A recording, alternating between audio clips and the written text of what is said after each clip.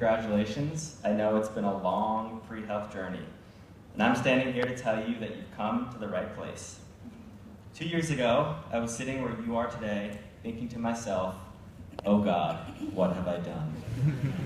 See, I'm from Los Angeles, pretty similar to North Chicago, you might think.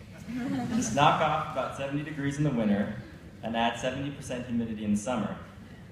So there I was, somewhere right over there, my first extended time away from home, in a place where your iPhone explodes once a month with national weather alerts telling you that you could literally die of frostbite from just walking outside. Get ready.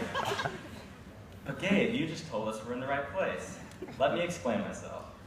The people that run this school, that keep the hallways warm and the cadavers cool, they really, truly, honest to God, care about you. And as a result, you're able to build for yourself a medical education that you just couldn't get anywhere else. And I'll prove it to you. My first month here on campus, a handful of RFU students got together and decided they weren't getting enough clinical exposure. So these students asked the school if they could convert the student health clinic on Green Bay Road into a free clinic every Thursday night. And so now, every Thursday, an army of students from each of our professional schools takes a break from studying and comes together to provide much-needed care to our surrounding community. By the way, it's called the Interprofessional Community Clinic, and you're all welcome to join. This inclusive philosophy of education applies to things large and small. Without sounding too much like your great-grandfather, I'll tell you that back in my day, I had to walk 1,000 feet in the snow to get to campus from the adjacent Woodlands apartment complex. Students brought the problem up with the administration, and sure enough, now that pathway is paved and shoveled. Beyond the incredible responsiveness of our faculty and staff, there's another reason you've arrived in the right place, and that is our focus on interprofessional education.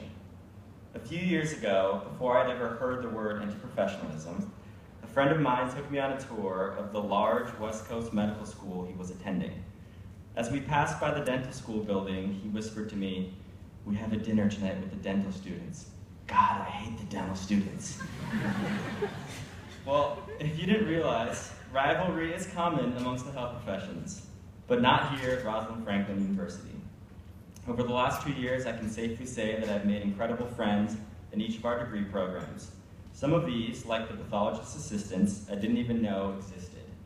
Now, when I'm on clinical rotations and I bump into a pathologist assistant in the operating room, I'll be able to connect with him or her on a much deeper level than a student from another school could. The interprofessional education you get here will prepare you to become collaborative and compassionate healers. Now I realize I'm slightly biased, but if you still don't believe me that you've come to the right place, here's what other people think of Rosalind Franklin University. Our Chicago Medical School was the 5th most applied to school in the nation, with over 12,000 applicants. Our Physician's Assistant program is ranked among top 20 programs in the United States, right above Yale's. Our podiatry school is one of the best in the country, and our pathologist assistant program is actually the largest in the world. And the list goes on. So there you have it, ladies and gentlemen. This place may turn into a polar vortex in the winter, but you won't find warmer hearts or more welcoming students, faculty, and staff anywhere. Now, I couldn't possibly give a welcome speech without inserting some personal advice, so here we go. As health profession students, we're all used to continually placing our happiness somewhere in the distant future. Our inner dialogue goes something like this: I'll be happy when I take the MCAT. When that's done, we say to ourselves, I'll be happy when I get into medical school. And then we say, I'll be happy when I get into residency.